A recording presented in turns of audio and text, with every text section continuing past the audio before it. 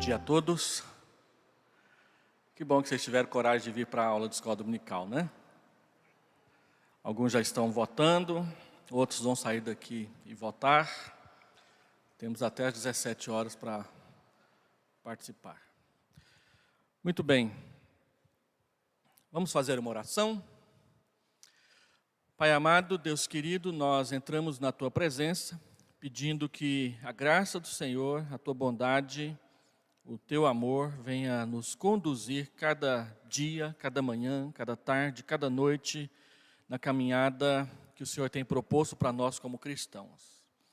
Alimenta a nossa alma com o ensino da Tua palavra, instrui-nos, Senhor Deus, para que sejamos sábios a respeito do nosso tempo e conduza a Tua igreja com o Teu cajado fiel. Nós pedimos essas bênçãos em nome de Jesus.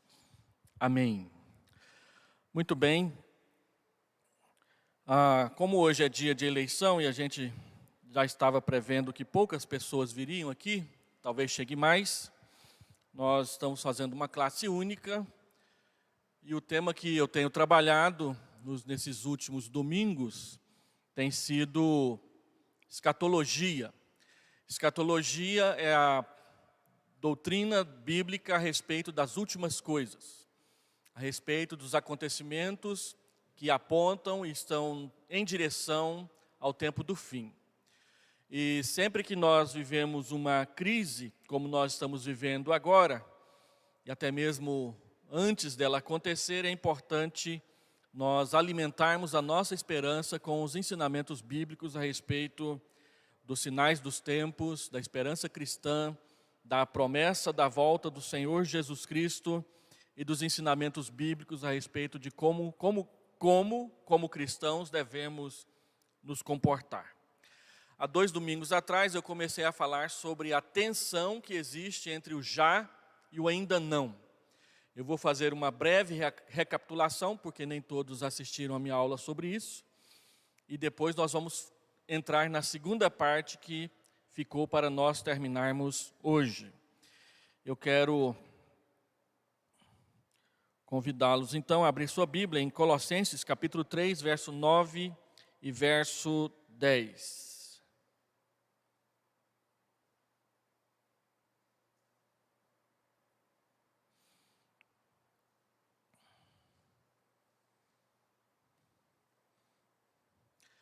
Disponibilizo o link aí no informativo para os irmãos poderem assistir de casa. Colossenses, capítulo 3, versículo 9 e versículo 10. Não mintais uns aos outros, uma vez que vos despistes do velho homem com os seus feitos, e vos revestistes do novo homem que se refaz para o pleno conhecimento, segundo a imagem daquele que o criou. Então ele fala de despir-se do velho homem, nós nos despimos dele, nós tiramos a roupa do velho homem e nos revestimos do novo homem. Isso aconteceu na experiência bíblica do novo nascimento. Quando você entregou sua vida a Jesus, arrependeu-se dos seus pecados e recebeu a Jesus como Senhor e Salvador da sua vida, você se despiu do velho homem. A Bíblia diz que a partir desse momento você se tornou uma nova criatura, uma nova criação. E por causa disso, há várias implicações para a nossa vida cristã. Como eu falei, nós estamos meditando um pouco sobre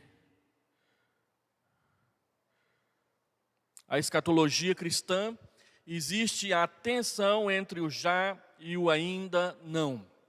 Essa tensão entre o já, o reino de Deus já chegou, nós já recebemos a salvação, nós já temos o Espírito Santo habitando no nosso coração, mas ainda nós não estamos plenamente santificados, nós não moramos ainda definitivamente no céu, na nova Jerusalém, no novo céu, na nova terra. Embora o perdão dos pecados já foi recebido, nós ainda somos pecadores e cometemos pecados. A Bíblia chama isso de tensão entre o já e o ainda não. O reino de Deus já chegou, mas o reinado de Cristo ainda não é completamente visto ao nosso redor. Cristo já veio, realizou a salvação, mas Ele voltará a segunda vez para nos levar para habitar com Ele. E no Novo Testamento há pelo menos 4 ensinamentos que testificam, que dão testemunho dessa realidade do já e do ainda não. Primeiro, o ensinamento bíblico das 2 eras. Você vai ver várias passagens na Bíblia que falam da era presente em contraste com a era vindoura, a era que está por vir. Nós estamos na era presente, aguardando e caminhando em direção à definitiva manifestação da era vindoura. No Novo Testamento existem 2 correntes de desenvolvimento na história: o reino de Deus e o reino do mal. A Bíblia fala, por exemplo, na parábola do joio e do trigo, que Satanás esparramou o joio no meio do trigo e os 2 estão crescendo juntos. Nós não temos autorização para tentar discernir quem é joio e quem é trigo, porque nós podemos cometer equívocos. E então o Senhor Jesus diz que os 2 deverão crescer juntos até o dia da volta do Senhor, quando Ele mesmo fará a separação. Aí a Bíblia diz que Cristo chamará as suas ovelhas para o lado direito dele e mandará os cabritos, os bodes, para o lado esquerdo. Aqueles que creem no Senhor Jesus Cristo habitarão com Ele, aqueles que o rejeitaram receberão a manifestação integral da ira de Deus completamente e a condenação eterna. A Bíblia também fala da tensão entre o que nós já somos e o que nós haveremos de ser. Nós já somos filhos de Deus, mas ainda não vivemos integralmente na sua casa. E a Bíblia também fala sobre o reino de Deus como uma realidade tanto presente, como uma realidade que ainda virá. O Senhor Jesus diz: olha, quando vocês veem pessoas sendo curadas, pessoas se arrependendo e se entregando ao Evangelho, quando vocês veem a pregação do Evangelho por todos os lados, é sinal de que o reino já chegou e ele está dentro da gente. Agora, por causa do sofrimento, por causa das dificuldades, por causa das perseguições, nós somos levados a entender que o reino já chegou, mas não na sua plenitude. E essa tensão, esse choque entre já e ainda não, é uma constante na nossa vida cristã.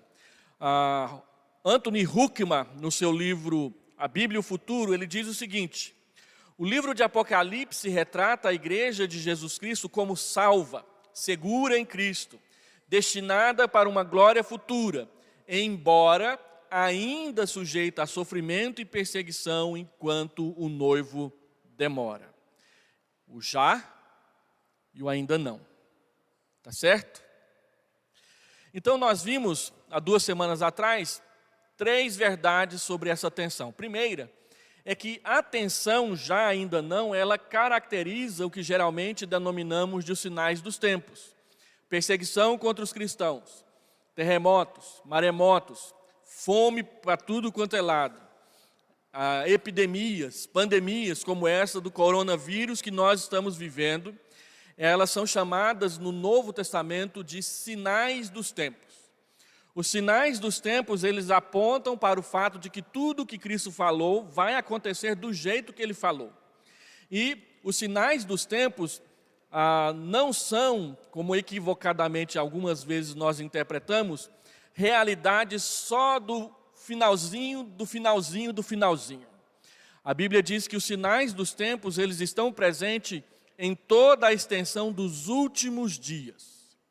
A Bíblia chama esse período entre a primeira vinda de Cristo e a sua crucificação e ressurreição, e a segunda vinda de Cristo com o juízo final de últimos dias.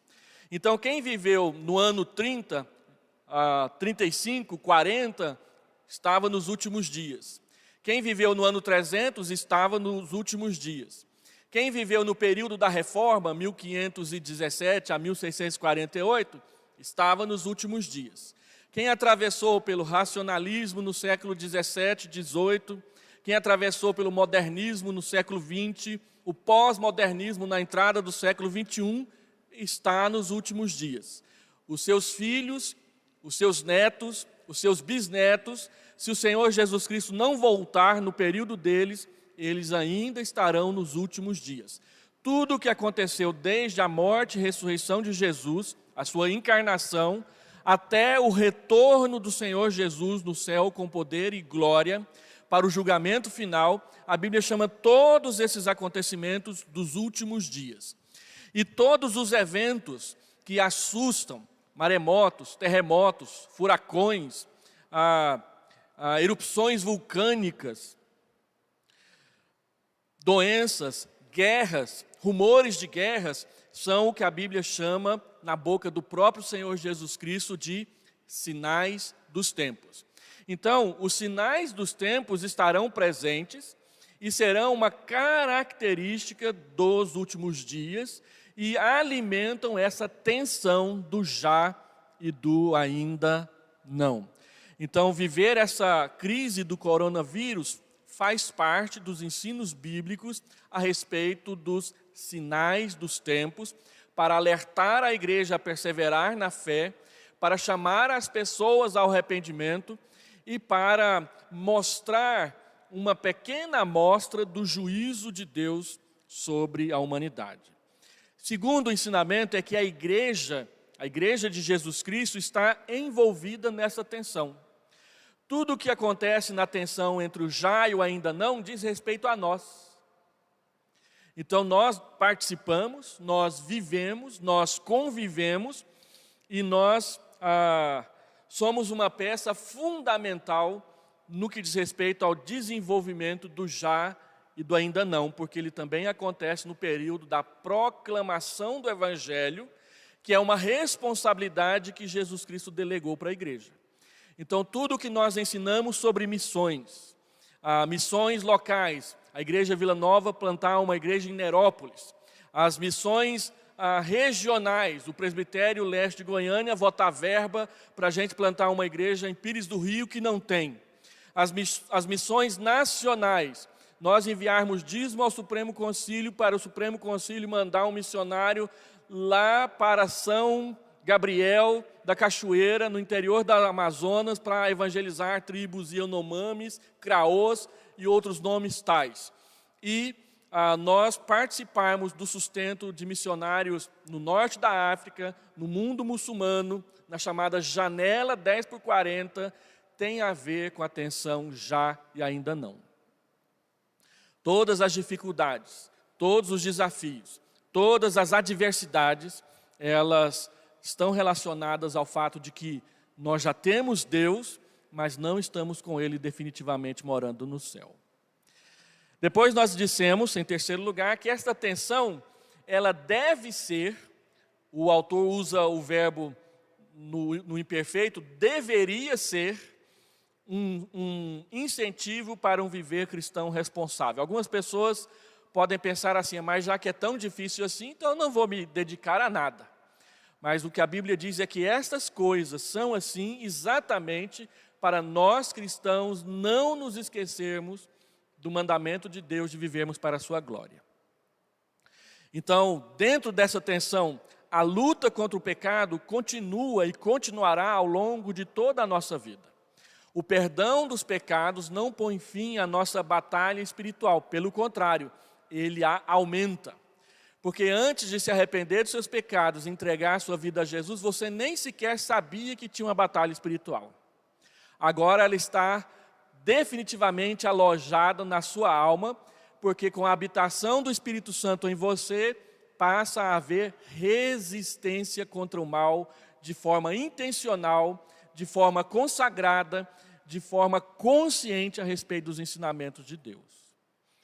A tensão entre o já e o ainda não, para nós cristãos, é o incentivo para a consagração. A nossa imperfeição contínua não é desculpa para uma vida irresponsável e nem permissão para deixar de fazer o que agrada a Deus. Porque é difícil Deus não nos excusa da responsabilidade de lutar. E pelo contrário, ele diz, a estrada, a porta é estreita. Mas aqueles que entram nela, guiados por Deus e o seu Espírito, chegarão até o portão final. Aqueles que desistem, é sinal de que nunca conheceram a Deus verdadeiramente. Aí você se lembra da parábola do semeador e os 4 tipos de solo. O solo pedregoso, o solo entre os espinhos, Qual que é o outro solo? Tem a boa terra e a beira do caminho. Não pode esquecer da beira do caminho, né? Então, a Bíblia diz que esses 3 primeiros solos, beira do caminho, é o diabo que vem e rouba a palavra do coração das pessoas. O pedregoso e o dos espinhos representam a carne e o mundo.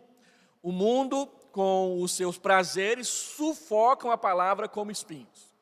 E a carne, como terreno pedregoso, faz com que a caminhada cristã seja difícil. Mas, havendo esses 3 tipos de solo, também existe a boa terra.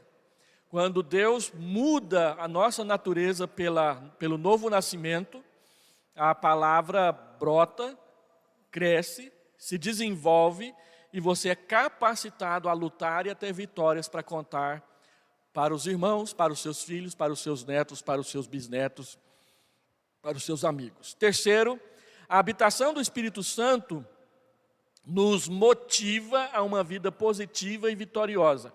O Espírito Santo não veio passear no nosso coração. Ele não veio fazer turismo ecológico na Amazônia da sua alma. Ele veio morar.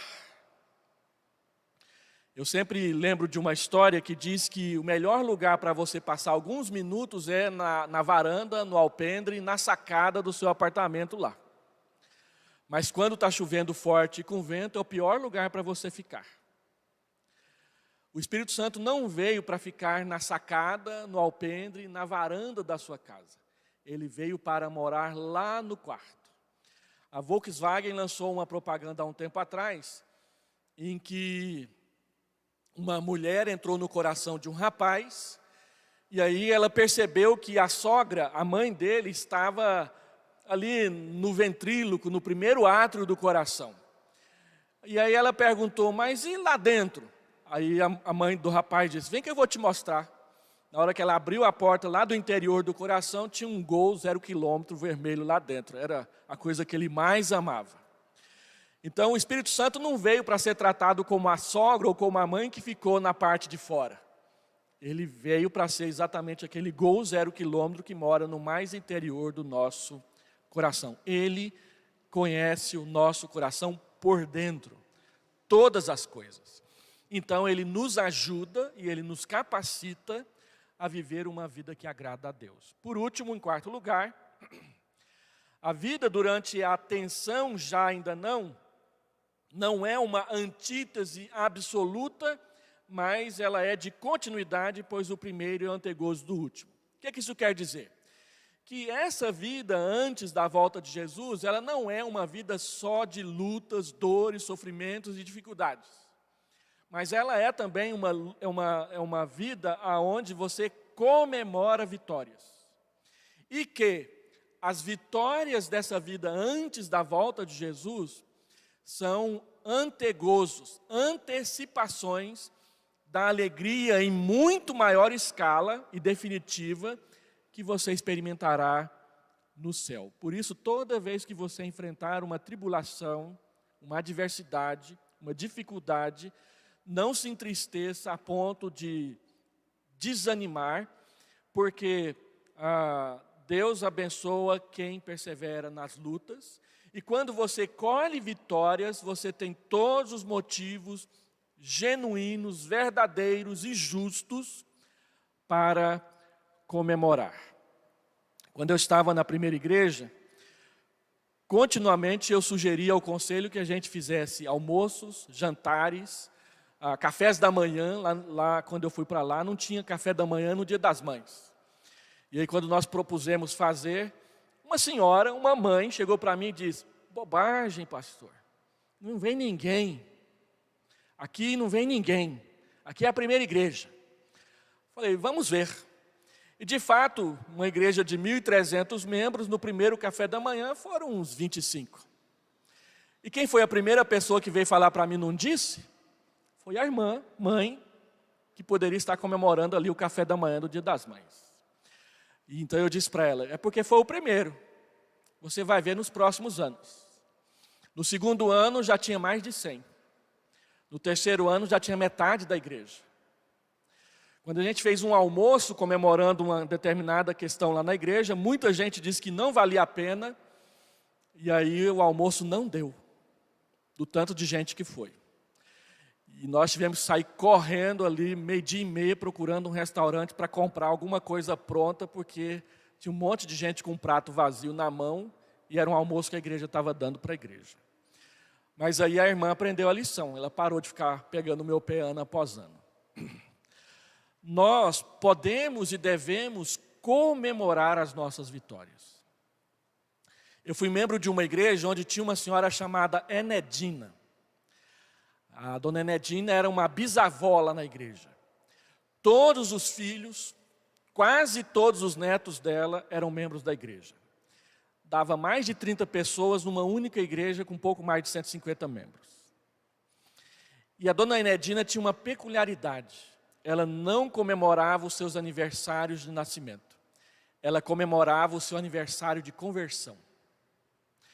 Todo ano, no dia, na data da conversão dela, ela dava um jantar para a igreja inteira. E ela não era rica. E ela sempre terminava esse jantar, eu me lembro de ter participado de 2, cantando um hino antigo, Jeová é a minha bandeira, que foi a única vez que eu escutei esse hino na minha vida. Que é lá da época de 1900 e não sei quanto, quando ela aceitou a Cristo. Eu participei da comemoração do seu aniversário de conversão de número 78. Já tinha 78 anos que ela era presbiteriana, cristã. Agora, nós não comemoramos as nossas vitórias espirituais. Nós comemoramos quando o nosso filho passa no vestibular, tem pai aí que dá até um carro para ele. Mas quando ele faz a pública profissão de fé, ele quase apanha na porta da igreja, não vai passar vergonha no papai não. Vê se persevera na sua fé. Por que não leva o menino para comer uma pizza ali no restaurante? Comemorar as suas vitórias espirituais. Nós comemoramos dinheiro, comemoramos emprego, comemoramos casa nova, mas não comemoramos conversão, vitória contra o pecado, o crescimento da igreja. Essas coisas a gente tem dificuldade de comemorar. E nós somos cristãos.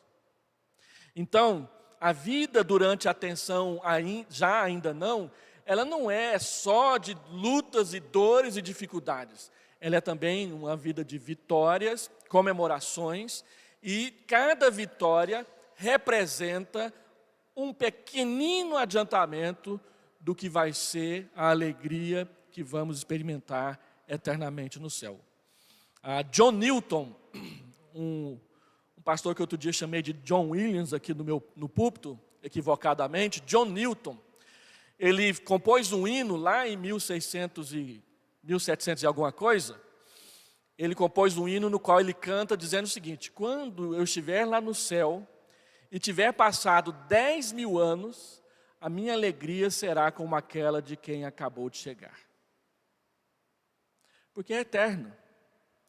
Uma vez nós recebemos um amigo que fazia 25 anos que a gente não o via. Ele veio e aí nós resolvemos dar um jantar para ele. E nós fomos convidados a participar desse jantar. Então fizemos lá um churrasco bem feito, bacana, saborosíssimo. E ele chegou, quando ele chegou foi aquela alegria, abraços, saudades, lembranças. Quando a gente começou a jantar, tinha passado 15 minutos, ele estava sozinho sentado no canto e todo mundo conversando do outro lado. A alegria já tinha passado. Lá no céu não será assim, graças a Deus. A alegria jamais vai acabar, vai ser como aquele momento em que você acabou de chegar. que é o melhor momento de todos. Não é? Muito bem. Agora deixa eu falar os 3 pontos que ainda faltam. Por causa, então, e dentro dessa tensão do já e ainda não, nós precisamos aprender a ver a nossa autoimagem. A nossa autoimagem deveria refletir essa tensão. A forma como nós olhamos para nós mesmos, é isso que quer dizer autoimagem, ela deve refletir o que a gente entende e compreende da tensão já e ainda não. Nós olhamos no espelho, e tem uma propaganda eleitoral aí na televisão que diz, olha, já pensou você olhar no espelho e ver a próxima médica que vai revolucionar os hospitais da cidade? O engenheiro que vai resolver a questão do trânsito de Goiânia? A gente acha o trânsito de Goiânia caótico porque a gente nunca morou em São Paulo, né? Há pouco tempo atrás, a primeira igreja contratou um pastor que veio de São Paulo, e aí ele pegou aquele engarrafamento lá da T9 com a 85, e chegou feliz da vida lá na primeira igreja, com 40 minutos de atraso, dizendo, puxa vida, que Goiânia é bom demais, não tem engarrafamento. Porque lá em São Paulo é 2 horas, né? Quando pega um engarrafamento bravo mesmo. Então, como que você se vê? A forma como você se vê deve refletir aquilo que a sua esperança está fundamentada. Então, a nossa autoimagem deveria nos levar a ver a nós mesmos como uma pessoa nova e imperfeita. Nova porque fomos perdoados dos nossos pecados, fomos justificados. E imperfeitos porque, apesar de perdoados, nós ainda somos pecadores. Agora, Huckman diz no seu livro A Bíblia e o Futuro, que ao enxergar a si mesmo como uma pessoa nova e imperfeita, Martinho Lutero falava de pecador justificado, você precisa entender que o já, ele excede o peso do ainda não. Porque embora você ainda seja pecador e pecadora, o seu pecado não tem mais poder sobre a sua salvação e condenação, uma vez que Jesus Cristo já te perdoou dos seus pecados. Na Guerra do Paraguai, se eu não me engano, teve uma batalha chamada Batalha do Itororó. Acho que é essa mesmo, não tenho certeza. Ela foi uma batalha muito horrível entre os brasileiros, argentinos, uruguaios e os paraguaios. O Duque de Caxias estava comandando a batalha pelo lado brasileiro. E eles então venceram. Depois dessa batalha, eles ganharam todas a seguir. Porque aquela batalha foi decisiva, ela quebrou a linha de defesa do Paraguai. Assim como o chamado Dia D marca o início da vitória dos aliados sobre os alemães em 1942. A batalha da Praia da Normandia foi horrível, mas eles venceram. E ao vencer, eles conseguiram fazer uma cabeça de ponte por onde todos os armamentos e todos os soldados poderiam chegar na Europa e invadir a Alemanha. O que aconteceu a partir daí. Depois da Batalha da Normandia, os alemães começaram a recuar, até a sua derrota final. Então, a batalha decisiva, ela aconteceu na cruz, quando Cristo, que não pecou, pagou as nossas dívidas de pecados com Deus. Nesse caso, e olhando por este lado, o já, ele já deu a decisão e ultrapassa todas as dificuldades do ainda não. Você pode viver a sua vida cristã hoje com segurança. É por isso que dentre os 5 pontos do calvinismo, o último ponto é a perseverança dos santos. A vitória de Cristo garante que a obra que Deus começou, Ele vai terminar. Deus não deixa obra pelo meio do caminho, como os nossos governantes fazem.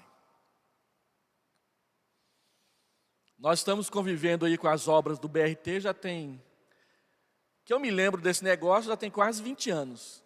Foi prometido, elegeu um governador, elegeu ele de novo, reelegeu ele outra vez, E aí, quando ele estava quase saindo, ele começou as obras. E agora os nossos candidatos a prefeito estão dizendo, eu vou terminar o BRT.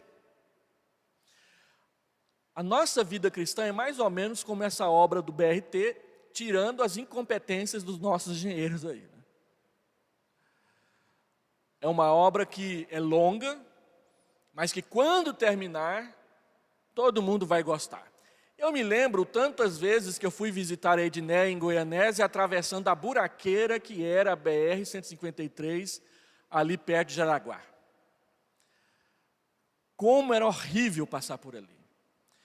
E a gente naquela época ia em pé de Anápolis até Goianésia, porque os ônibus vendiam passagem em excesso.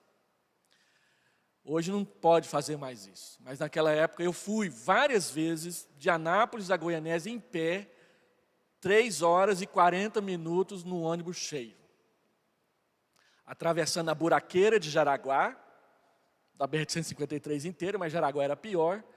E toda a buraqueira de Jaraguá até Goianésia, que era quase intransitável. E a gente fazia uma oração, Senhor, será que um dia isso aqui vai ficar bom? E hoje está bom. O governo do Bolsonaro acabou de recapear lá, e já está enchendo de buraco de novo, porque passou uma borra de café por cima do asfalto e chamou de recapeamento. Mas é muito melhor e completamente diferente do que foi antes. Eu me lembro quando as pessoas falavam, será que vai duplicar a BR-153 daqui até Uberlândia? E agora, tirando um pequeno trecho lá em Buriti Alegre, né? Parece que já deve estar pronto, a última vez que eu passei estava quase pronto. Está muito melhor. A Bíblia também ensina que os transtornos passam e os benefícios permanecem. Só que os benefícios permanentes do que a Bíblia fala não são os benefícios que os nossos governos falam, porque arrumam agora e daqui 5 anos precisam arrumar de novo, porque eles sempre são arrumados com finalidade eleitoreira. São arrumados para estragar de novo e a gente votar neles outra vez. Né? Então, como você vê a si mesmo?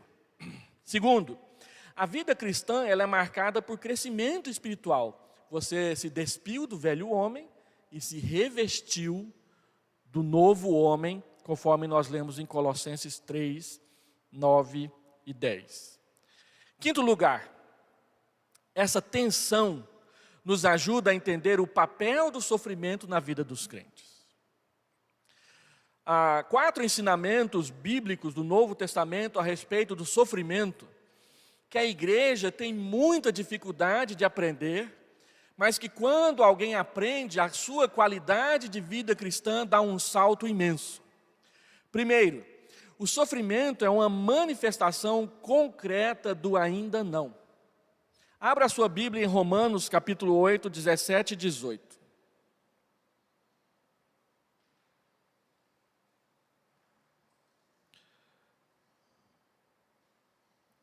Romanos, capítulo 8, verso 17 e 18. Ora, se somos filhos, somos também herdeiros, herdeiros de Deus e co-herdeiros com Cristo, e se com Ele sofremos, também com Ele seremos glorificados. Verso 18.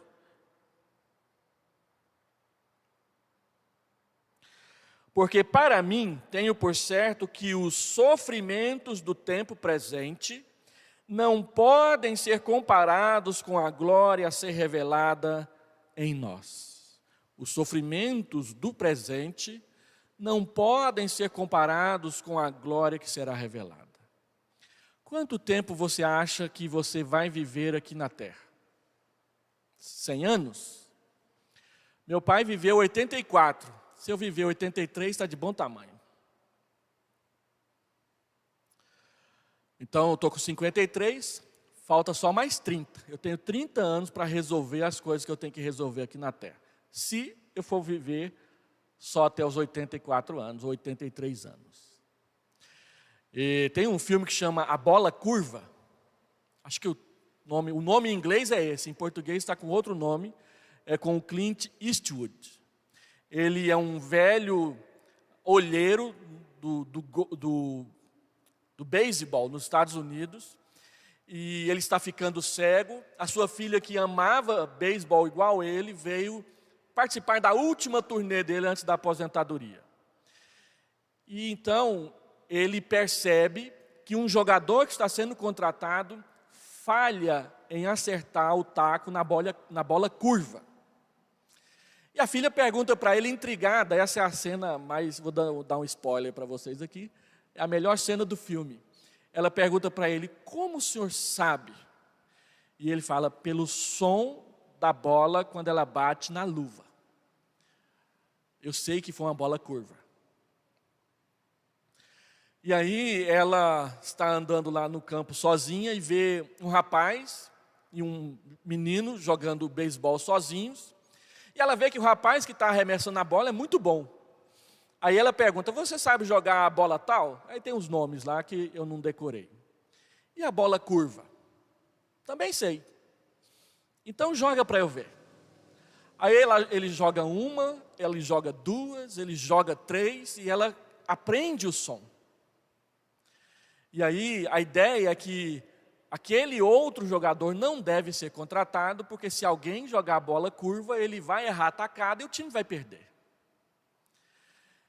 E ao fazer isso, ela descobre um camarada que arremessa a bola curva como ninguém, e eles então decidem que esse rapaz que não estava jogando lá em nenhum campeonato é que deveria ser contratado, e o filme termina por aí. Mas, no momento em que ela conversa com ele sobre a bola curva, eles falam que chega um momento em que a nossa vida faz uma curva. Quando você vem de Anápolis para Goiânia, ali, chegando aqui em Goiânia, tem uma curva. Quem lembra o nome dela? Lá Goiânia. Quantas vezes, quando eu era pequeno, a gente chegava ali na Kombi do meu pai, 10 filhos dentro da Kombi, e aí meu pai falava, alá Goiânia, a gente dizia, alá Goiânia, todo mundo dentro da Kombi. Naquela curva você vê a cidade pela primeira vez. Então quando você faz aí 50 anos, você chegou na curva. Você vê da onde você veio e você começa a vislumbrar aonde você vai chegar. Se você conhece Jesus e a sua vida está caminhando, você pode lidar com isso de uma forma melhor. Tem muitas pessoas que quando chegam nos 50, ali pelos 55 aposenta, acha que a sua vida perdeu sentido, e aí começa a ser caracterizado por aquele velhinho com controle remoto na mão, vestido de pijama o dia inteiro. Não, a Bíblia diz que nós, quando formos velhos, a nossa vida ainda terá verdor. E alguns personagens da Bíblia começaram os melhores momentos da sua vida depois dos 80 anos, não é nem a terceira idade, é a quarta, quinta idade. Moisés liderou o êxodo com 80. Josué entrou na terra prometida com 85. Abraão foi pai com 99. Eles viveram o melhor da vida deles quando a gente acha que está no fim. Por que eu estou falando isso? Porque os sofrimentos desse tempo presente, eles não são nada se comparados com a eternidade. Talvez daqui 50 anos eu não esteja mais aqui. Todas as bobagens que eu fiz vão cair no esquecimento. Eu espero que algumas coisas boas sigam adiante. Por isso que eu escrevi um punhado de livro aí. Mas daqui 100 anos, ninguém vai saber que eu sequer existi. A não ser Deus. Por isso, os sofrimentos do presente, eles, apesar que dói bastante, não são nada comparados com a eternidade. E muitas pessoas abrem mão da eternidade para viver poucos momentos de alegria nessa vida. E muitas vezes se corrompem para fazer isso. Segundo, o sofrimento marcará e acompanhará a vida dos cristãos até que se complete o número dos eleitos salvos. Olha que passagem intrigante, é Apocalipse capítulo 6. Eu vou ler, mas não me peçam para comentar com profundidade, porque é um desafio. Apocalipse 6, 9 a 11. Quando ele abriu o quinto selo, vi debaixo do altar as almas daqueles que tinham sido mortos por causa da palavra de Deus e por causa do testemunho que sustentavam. Estes mortos que estavam debaixo do altar clamaram em grande voz, dizendo: até quando, ó soberano Senhor, santo e verdadeiro, não julgas nem vingas o nosso sangue dos que habitam sobre a terra?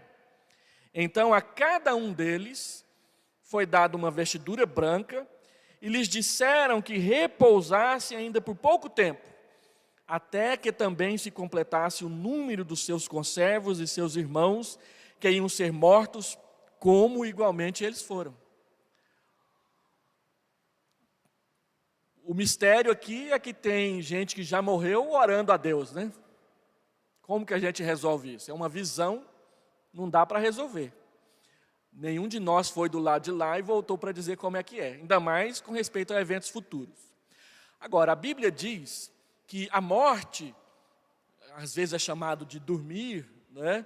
Não é um estado de completa inatividade. Porque eles aqui estão perguntando para Deus, e aí? Quando que o julgamento vem? Em vez de Deus dizer para eles a data, ele faz duas coisas.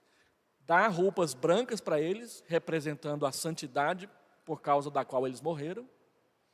E diz, não tem refresco não. Isso vai continuar acontecendo até completar o número dos mártires. Todo dia tem mártir cristão morrendo no mundo muçulmano. Na China, na União Soviética. Nós vimos aqui semana passada, reverendo Marcelo Maurício mostrando fotos de um evento que foi desbaratado por perseguição. E ele dizendo, esse foi assassinado, essa foi assassinada, aquele foi morto. A Turquia é o país que mais mata cristão todo ano. E todo mundo quer ir passar umas férias lá para conhecer Éfeso, Laodiceia, Tessalônica, essas coisas todas aí. Então, a Bíblia diz o seguinte, olha, o sofrimento vai continuar até lá no final. Então, não se iluda. Quem quer viver piedosamente, será perseguido. Nós estamos aí numa perrenga com o Supremo Tribunal Federal, porque há uma pressão muito forte para que o ensino de ideologia de gênero seja obrigatório nas escolas. Nós cristãos estamos lutando contra, os políticos que nós temos influência e que fazem parte do nosso grupo que estão lá, estão lutando contra, mas tem sofrimento, tem perseguição, tem debate, e às vezes o debate nem sempre é educado, muitas vezes ele é malicioso. Então a Bíblia diz, vai continuar. Pedro diz, olha, não olhem assustados os sofrimentos do presente. Então para nós cristãos, o sofrimento não é, nossa, não é de assustar. Porque a palavra de Deus diz que as nossas vitórias, todas elas aconteceriam em meio a muito sofrimento. A vida cristã não é um mar de rosa, a vida cristã é entrar num campo de batalhas.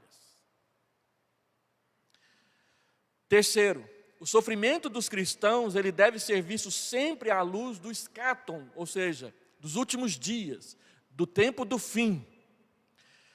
Quando Deus enxugará todas as lágrimas dos nossos olhos. A promessa de que as nossas lágrimas serão enxugadas é para quando Jesus Cristo voltar.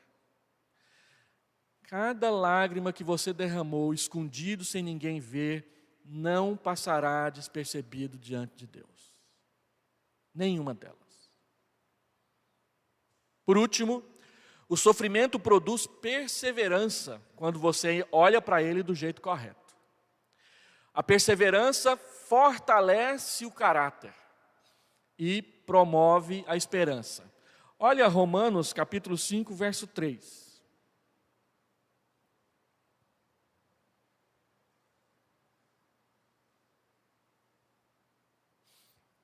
E não somente isto, mas também nos gloriamos, nos alegramos nas próprias tribulações.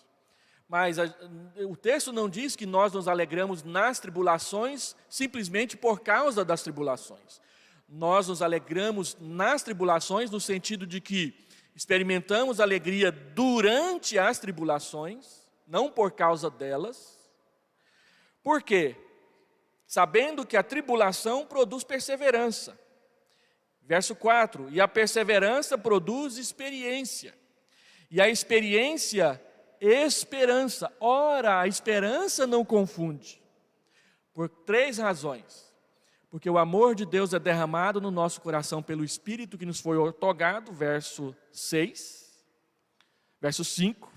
Porque Cristo morreu por nós, sendo nós ainda pecadores, fracos, inimigos e ímpios, verso 6 ao verso 8. E porque Deus se reconciliou conosco, no verso 10.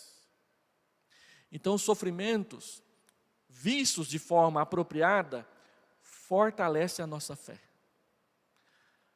A tribulação só enfraquece a fé de quem não vive pela fé, mas por aquilo que vê. E a Bíblia diz que quem vive pela fé, vive por aquilo que não vê, mas sabe que é verdade. Hebreus 12, 11 fala da disciplina. Diz que quando Deus nos disciplina, a princípio parece ser ruim, mas depois produz fruto de justiça, de crescimento espiritual. E por último, em 6º lugar, a nossa atitude para com a cultura está relacionada com a atenção já e ainda não. E isso tem tudo a ver com o que a gente está vivendo hoje por causa dessa eleição municipal. A Bíblia ensina que existirá continuidade e descontinuidade entre este mundo e o mundo que vem. Tem coisas que você vê aqui que elas continuarão depois. Por exemplo, a Bíblia fala que lá na eternidade o lobo e o cordeiro vão pastar juntos. Que a criança vai poder enfiar a mão dentro da cova de uma áspide, de uma cobra venenosa, e a cobra vai fazer carinho na mão dele. Ou seja, na eternidade terá animais. É claro que a gente não pode cantar aquela musiquinha do pato quaquá, né? Que se aparecer aqui no departamento infantil, vou mandar tirar. Que o pato quaquá tem alma, então ele foi salvo e vai viver lá no céu. Não tem nada disso. A Bíblia não fala nada de salvar a alma do pato quaquá. Isso é música de gente que não lê a Bíblia direito. Certo? Estamos combinados? Mas a Bíblia fala que lá no céu, pode até ser que tenha um pato quaquá, mas não tem nada a ver com o perdão dos pecados dos patos, das galinhas, e das aranhas e dos escorpiões. Tá ok? Mas também haverá descontinuidade. As pessoas perguntam assim, como hoje tem 7 bilhões e 76 milhões de pessoas vivendo no mundo? Quando Jesus ressuscitar todo mundo, onde vai caber esses trilhões, quintilhões de pessoas de todas as épocas? Ora, Deus vai adequar essa terra, no novo céu, na nova terra, para viver todo mundo que Ele salvou. Deus não tem problema com tamanho. Olha o tamanho do universo. A estrela mais perto da Terra está a um ano, luz e meio de distância daqui. Aí você calcula. A luz caminha 300 mil quilômetros por segundo. Ela demora 3 segundos e meio para chegar lá na Lua. Demora 5 minutos para chegar lá no Sol. Você multiplica 300 mil por 60, tem a velocidade dela em 1 minuto. Multiplica isso por mais 60, tem a velocidade dela em 1 hora. multiplica por 24, você tem a velocidade em um dia. Multiplica por 365 e 6 horas, porque não é só 365, você tem a velocidade dela em um ano. Aí você multiplica esse valor por 1 ano e meio, você tem a distância da Terra na estrela mais próxima do nosso sistema solar. E existem quintilhões de estrelas iguais ao Sol no universo. Então, essa história da dobra espacial de Jornada nas Estrelas. Essa semana eu assisti Duna, porque diz que Duna é o livro que deu origem a todos os outros, né? Star Wars, Jornada nas Estrelas. Então, eu assisti o filme Duna. E lá eles falam também de dobrar o tempo. A história do hiperespaço de Guerra nas Estrelas é uma impossibilidade científica. Porque se você dobra o tempo e você viaja na velocidade, além da velocidade da luz, enquanto você está viajando, você não envelhece. Mas quem ficou na Terra, o tempo continuou passando normalmente. Então, se você gastou 3 anos-luz para ir lá e voltar, quando você voltar aqui na Terra, você vai encontrar a geração do seu trineto e olha lá. Tem essa história de que dobra tudo. Mas eu estou falando isso para dizer o seguinte, que há continuidade e descontinuidade. Quando o Senhor Jesus Cristo ressuscitou no seu corpo glorificado, os discípulos tiveram dificuldade de reconhecê-lo. Vocês se lembram disso? Acharam que era um fantasma. Ele teve que dizer, sou eu, olha aqui. Então, não é que Jesus ressuscitou com a cara toda amarrotada porque tinha sido espancado, igual o filme do Mel Gibson mostra lá. Nunca vi uma violência tão esquisitada como aquela do filme Jesus Cristo de Mel Gibson. Agora, não, é porque o corpo glorificado trará diferenças. É você mesmo, mas muito melhor. E aí as irmãs fazem as pazes com o espelho, porque já sabem que lá no céu vai ser muito melhor do que hoje. Nós que estamos ficando careca, quem já é, sabe que não vai ter esse problema lá no céu. Espondilite, eu tenho 3 problemas de coluna. Eu tenho escoliose para a esquerda, eu tenho lombose e eu acho que eu tenho lerdose também, esse negócio. Tem hora que dá vontade de fazer nada, né? Não vai ter nada disso lá no céu. O seu corpo humano será glorificado. E será o que o corpo de Adão não foi. Perfeito, completamente perfeito. Na vida eterna.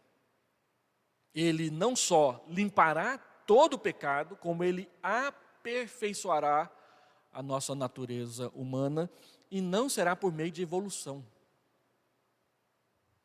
Lembre-se que na Bíblia, quando fala novo céu e nova terra, nova aliança, novo homem, a palavra que é traduzida por novo é uma palavra que significa um novo a partir do velho. Ou seja, muitas coisas do velho permanecerão e muitas coisas novas acontecerão. Você pega o seu Fusca 69 e quer dar uma melhorada nele, então você vai numa dessas oficinas de customização de carro. E você fala, olha, dá uma arrumada nele. O chassi é o mesmo, a lataria é a mesma, mas a pintura é nova. Algumas peças são adaptadas para que o Fusca 69 continue com a cara de 69, mas muito melhor. Assim vai ser com a gente. O que nós fazemos nessa vida tem consequência na vida vindoura. É o que a Bíblia diz em vários textos que falam de semeadura e ceifa. O que você planta hoje, você colhe depois. O grão e a espiga. Marcos capítulo 8 diz que a semente vai crescer, vai florescer e vai dar espiga, ou seja, vai dar fruto. Os materiais de construção de 1 Coríntios 3, olha, você está edificando sobre o fundamento que é Cristo, mas veja como você está edificando e o que você está usando na edificação. Você pode usar feno, madeira e palha. Parece a história dos 3 porquinhos. Mas você pode usar pedra ouro, pedras preciosas. Então, a Bíblia nos chama a olhar para a nossa vida e falar assim, como que eu estou edificando e o que eu estou usando para o meu crescimento espiritual? Porque isso vai ter consequências na eternidade. E aí tem a declaração de Apocalipse 14, 13, que diz que bem-aventurados são aqueles que desde já morrem no Senhor, porque as suas obras os acompanham. O que você fez, o que você faz e o que você ainda fará vai te acompanhar para a eternidade. Por isso, buscar a santificação é o caminho que Deus propõe para nós. Sem a santificação, ninguém verá o Senhor. E a história do galardão e do gozo. A doutrina bíblica do galardão, ela não é automática. Tem muita gente aí dando oferta gorda para a igreja porque acha, conforme Edir Macedo ensina, que agora ou lá no céu a sua mansão vai ser maior. É um investimento. Mas a Bíblia fala na doutrina do galardão que ela também é baseada na graça, dos favores não merecidos. Então você pode ganhar muito mais do que você investiu, e alguém que veio depois e investiu menos, ganhar o mesmo tanto. Porque Deus não nos chamou para competir uns com os outros aqui na terra, para ver quem ganha mais lá no céu. Ele nos chamou para cooperar uns com os outros, para cada um ajudar o outro chegar lá no céu. Na própria doutrina do galardão, há muito da graça. E a parábola dos trabalhadores na vinha é o melhor exemplo disso. Tem gente que começou a trabalhar às 6 horas da manhã por 1 denário. Tem gente que começou a trabalhar meio-dia e ganhou 1 denário. Tem gente que começou a trabalhar 3 horas da tarde e ganhou 1 denário. Tem gente que trabalhou só 1 hora, das 5 às 6, e ganhou 1 denário. E o dono lá da vinha disse, olha, vamos pagar de trás para frente. 1 denário para quem trabalhou 1 hora, 1 denário para quem trabalhou 3, 6 e 12 horas. E aí o pessoal que trabalhou o dia todo falou assim, vamos ganhar mais, nós trabalhamos mais. Mas o dono diz, mas nós não combinamos? Eu quis dar mais para ele, porque eu sou bom. Lembre-se de que Deus é bom. E Ele não é obrigado a nos dar nada. Ele dá porque Ele é bom. E aí a gente vê de vez em quando irmãos olhando com olho gordo para os outros, e fazendo até campanha contra mal olhado na igreja, uma coisa absurda. Enquanto que a promessa bíblica é bem diferente. Um presbítero presbiteriano que tinha uma caminhonete dessas Hilux aí, cabine dupla, achou que o presbiterianismo estava muito fraco, que os crentes eram tudo sorveterianos, e resolveu ir para a Universal. E quem me contou essa história disse que ela é verídica. Chegou lá na Universal, ele participou daquelas campanhas lá que eles fazem, e aí o pastor disse, olha, você tem que ter o melhor. Deus, na sua prosperidade, quer que você tenha o melhor. Então, o que você quer ter? E aí vendeu lá por R$100 o pacotinho do sal grosso, e a pessoa deveria naquela noite colocar o sal grosso em cima daquilo que ele queria ganhar de Deus. O ex-presbítero presbiteriano acordou de manhã e tinha um monte de, uma pia de sal em cima do capô da caminhonete dele. Aí ele voltou para a igreja presbiteriana porque ele percebeu que a única coisa que a teologia da prosperidade ensina é cobiça. E a Bíblia diz, não cobiçarás, é o 10º mandamento. As pessoas cobiçam. E a teologia da prosperidade é um grande incentivo à cobiça, a querer as bênçãos de Deus só aqui na terra. Então, como que a gente olha para essa cultura aí fora? É tudo desprezível? Deus vai botar fogo em tudo mesmo? A Bíblia diz que vai, mas não é nada desprezível. Todas as descobertas científicas verdadeiras, todos os avanços tecnológicos, todos os avanços humanitários, tudo isso acontece na nossa visão, por causa do que nós conhecemos como graça comum. A Bíblia diz que Deus faz chover na horta do justo e do injusto porque Ele é bom. E Ele faz chover na horta do injusto exatamente para que o justo tenha paz. Ele abençoa pessoas que não creem nele para que nós possamos ter vida tranquila e possamos usufruir disso também. Foi Justino que disse lá no ano 150 que toda verdade é verdade de Deus. Logo, não existe conflito entre fé e ciência quando a ciência é baseada na verdade e não quando é baseada numa tentativa de provar que Deus não existe. Então eu coloquei aqui, vocês se lembram do primeiro celular? Olha o tanto que ele evoluiu. O meu primeiro celular foi um desse aqui. Deu um trabalho para comprar, naquela época. E logo que eu comprei, ele ficou obsoleto, teve que já estava o próximo. Agora é o smartphone, né? Que tirou a amizade de quase todo mundo. Nem namorado mais namora do jeito certo, namora por celular, né? Um do lado do outro, olhando para o celular o tempo inteiro. Mas todos os avanços, eles têm o seu lado bom. Dizem que Santos Dumont ficou triste porque pegaram o avião que ele inventou e botaram 2 metralhadoras nas asas e saíram matando as pessoas. O prêmio Nobel existe porque o cara que inventou a pólvora e os usos modernos da pólvora, ele viu que ela foi usada para fazer bomba, então ele colocou o dinheiro dele para premiar quem fizesse descobertas científicas para o bem. Tudo que é inventado tem o uso bom e o uso ruim. Há pouco tempo atrás eu vi uma reportagem que no Congresso dos Estados Unidos havia uma polêmica, porque uma senadora estava brigando com o exército dos Estados Unidos por causa de uma tecnologia, a tecnologia que eles usaram para descobrir onde o Saddam Hussein estava escondido. Se ela fosse aplicada na mamografia, livraria muitas mulheres da morte pelo câncer de mama. Mas o exército americano não queria disponibilizar essa tecnologia porque ela era usada na guerra. Então a tecnologia é útil para matar pessoas e seria muito mais útil para salvar pessoas. Então nós não temos birra com a cultura nos seus aspectos verdadeiros. Nós temos birra com o Halloween. Nós temos birra com a bruxaria. Nós temos birra com a imoralidade. Mas não com as coisas boas. A imagem de Deus, ela está presente em todos os seres humanos, os que creem e os que não creem.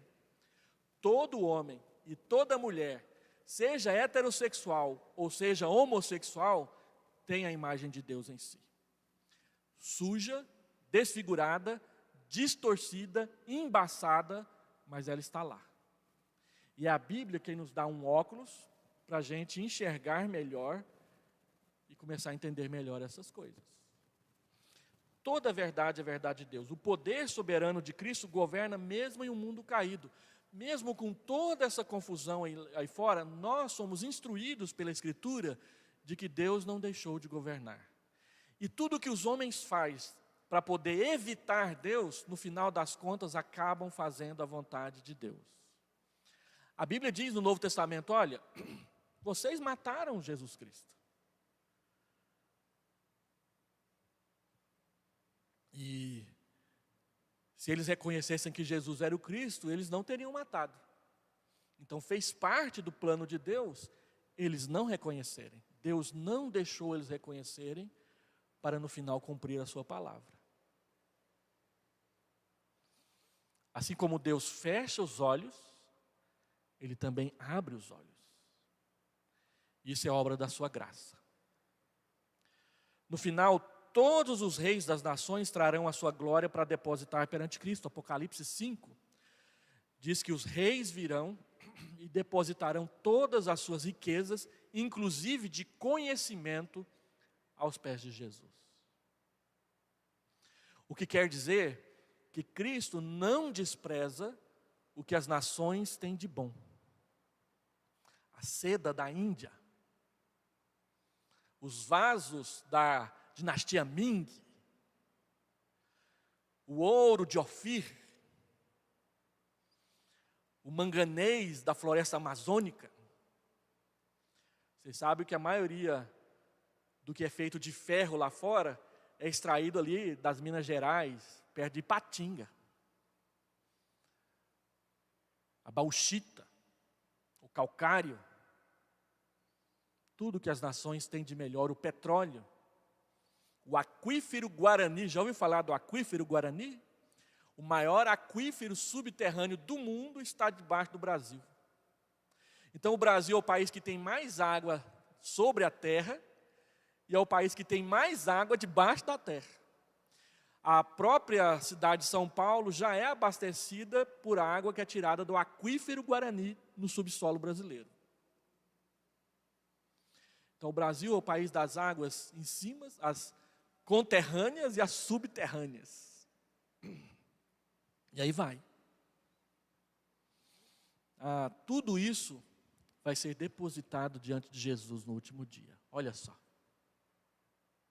A sabedoria da humanidade vai ser depositada diante dele, porque a Bíblia diz que ele é digno de toda a honra, glória, conhecimento e poder. Tudo vai ser depositado diante dele.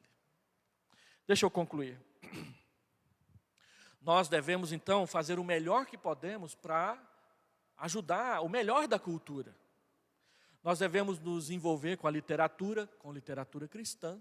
Literatura cristã não quer dizer só livro de estudo bíblico e teologia, mas também romances, novelas, não do estilo da Globo, é claro, mas cristãs.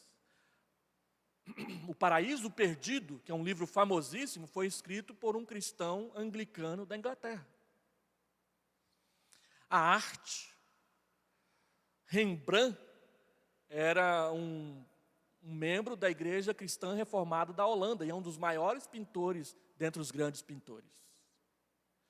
Na filosofia, Jonathan Edwards é conhecido nos Estados Unidos não por ser pastor, mas por ser filósofo.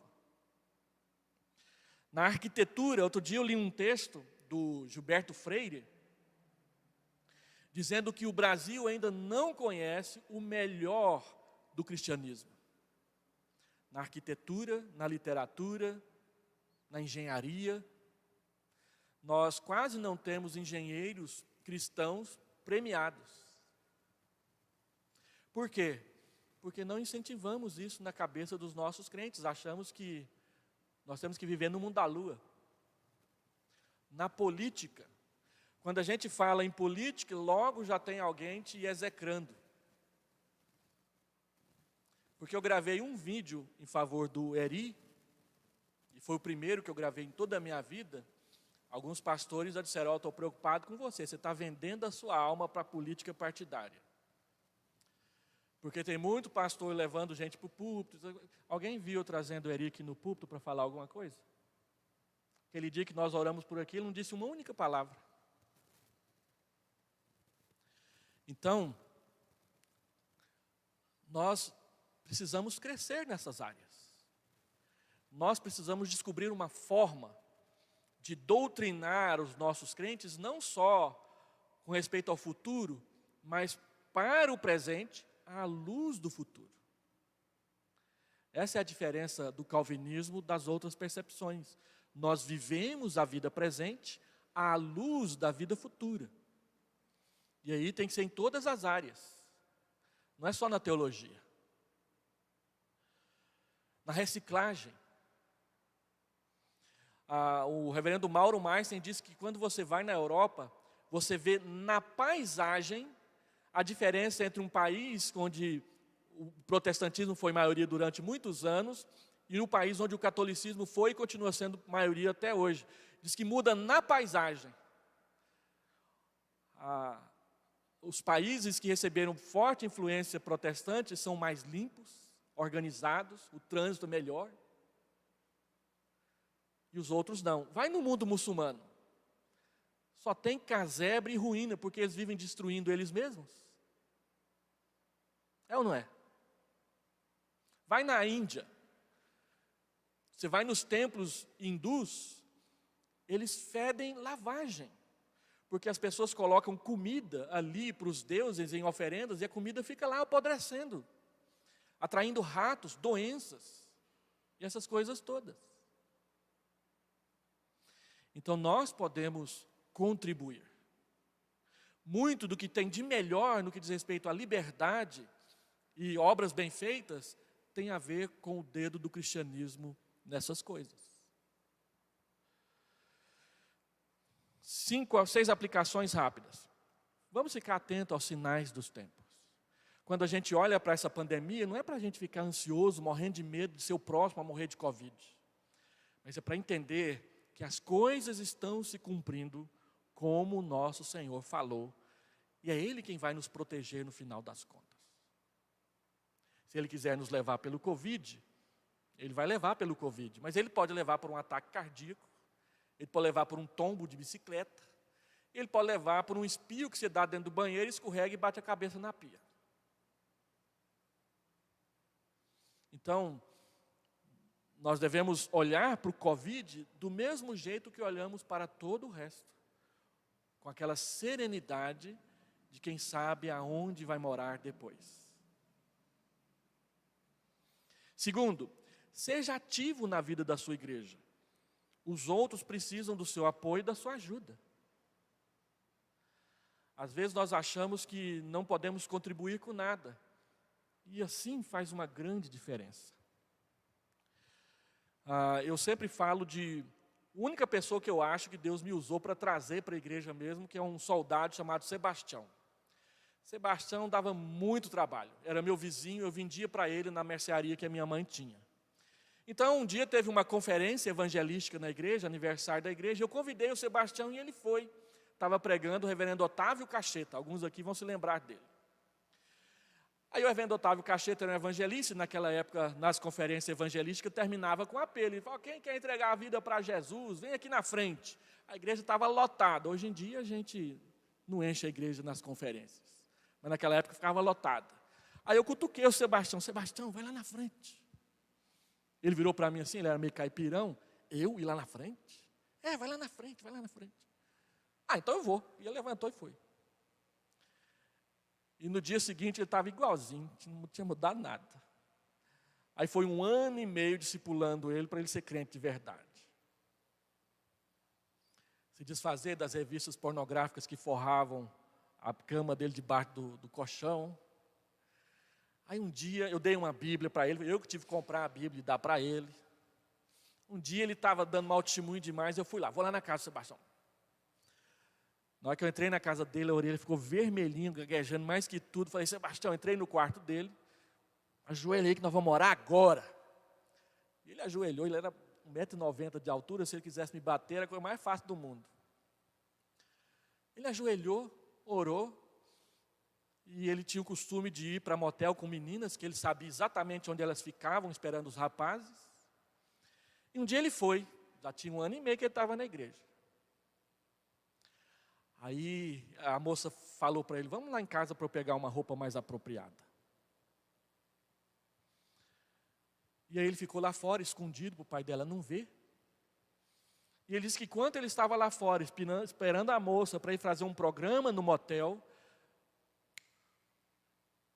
o que eu estou fazendo aqui? Eu sou crente. E foi embora. Não voltou mais. Desse dia em diante, ele não mexeu mais com nenhuma moça. E Deus é tão irônico que ele começou a evangelizar meninas. As que se apaixonavam por ele. 1,90 m, olhos verdes, fortão, policial fardado. Toda vez que tinha conferência evangelística na igreja, Sebastião não vinha com uma moça, não, ele vinha com 2. Ele trazia para conhecer Jesus. Ele foi transferido para Alvorada, ali para cima de Brasília. Não tinha igreja presbiteriana, foi frequentar a igreja batista. Tinha 6 membros na igreja. Ele era o 7º. Ninguém tocava violão, ele tocava. Ele cantava mais desafinado que eu. E E aí ele está lá tocando o seu violão com aquela voz desafinada, passa na porta da igreja uma moça chamada Cirlei, e vê aquele rapagão lindo, maravilhoso, soldado, fardado, cantando um corinho desafinado na igreja batista. E ela vira para a amiga e fala assim: vou casar com aquele homem. Olha que coisa. Entrou, ouviu o evangelho, entregou a vida para Jesus e casou com o Sebastião. Hoje o Sebastião é presbítero na igreja presbiteriana Ebenezer de Anápolis, e ele e a Cirlei são os líderes do ministério de casais da igreja. Assim, ó. Tanto que eu fiz para ver se aquele homem era salvo, na hora que ele estava longe de mim, foi que Deus fez a obra. Então, seja ativo. Uma hora a coisa acontece. E Deus te usa onde você menos imaginar que você pode ser usado.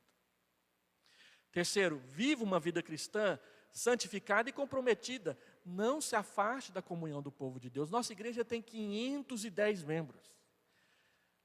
Eu acho que eu não conheci 250 ainda.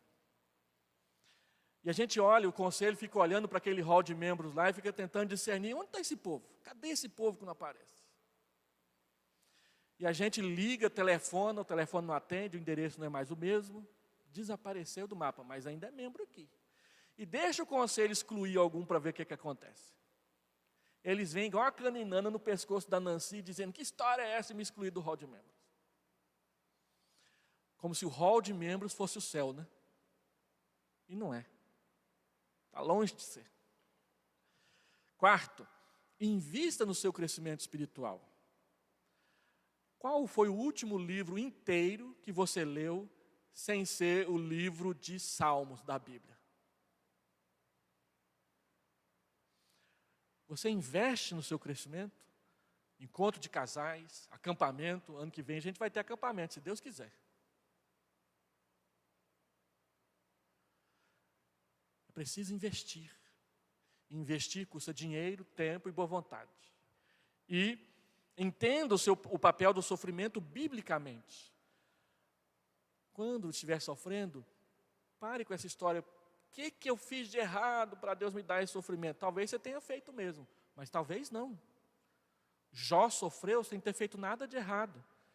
E a Bíblia diz que Deus o amava do mesmo jeito.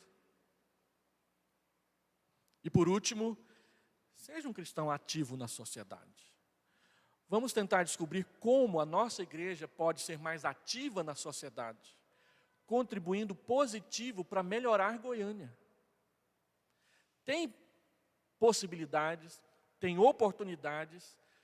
Ore para que Deus dê sabedoria ao conselho e criatividade para os membros da igreja, para que as propostas surjam e a gente tenha dinheiro para investir nelas. Porque a gente também não faz nada de bom na sociedade sem ter dinheiro. Né? Vamos orar?